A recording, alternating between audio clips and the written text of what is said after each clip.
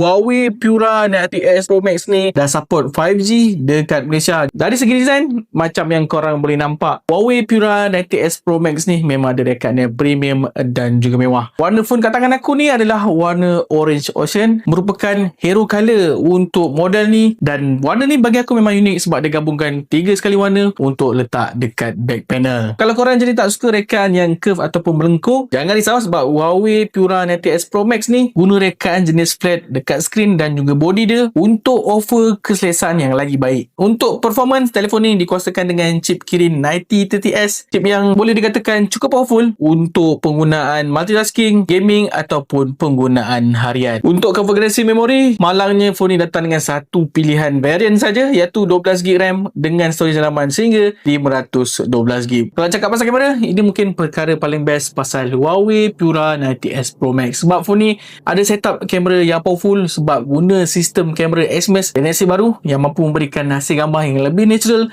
dengan dynamic range yang lebih baik. Dan tarikan utama dekat kamera phone ni adalah sensor telefoto dia 200 megapiksel yang boleh offer gambar zoom yang lagi baik dan lagi tajam. Selain tu, mampu mengekalkan detail walaupun gambar diambil pada jarak yang jauh. Phone ni ada kapasiti bateri yang besar iaitu 6000 mAh. Bagi aku memang dah cukup untuk penggunaan harian, dan bila bateri korang dah habis, jangan risau sebab phone ni support fast charging 100W wired dan juga 80W wireless charging. Dan ini mungkin berita yang paling ramai tunggu, yang mana Huawei Pura 90S Pro Max ni dah support 5G dekat Malaysia. Jadi korang dah boleh enjoy internet yang lebih pantas untuk streaming, gaming ataupun download file yang besar-besar. Secara keseluruhan, kalau korang nak phone flagship yang ada design premium, kamera antara yang terbaik dan ada bateri besar, support juga fast charging, Huawei Pura 90S Pro Max ni mungkin patut jadi pilihan korang. Dekat Malaysia, Huawei 90S Pro Max ni jual pada harga bermula RM5,000. Tapi jangan risau, kalau korang nak model yang lebih kurang sama dengan harga yang lebih murah, korang mungkin boleh beli Huawei Pura 90S Pro. Yang ni harga dia bermula pada RM4,000. Jadi apa pendapat korang pasal Huawei Pura 90S Pro Max ni? Berbalik untuk dibeli atau berbalik untuk di skip? Cuba komen dekat bawah.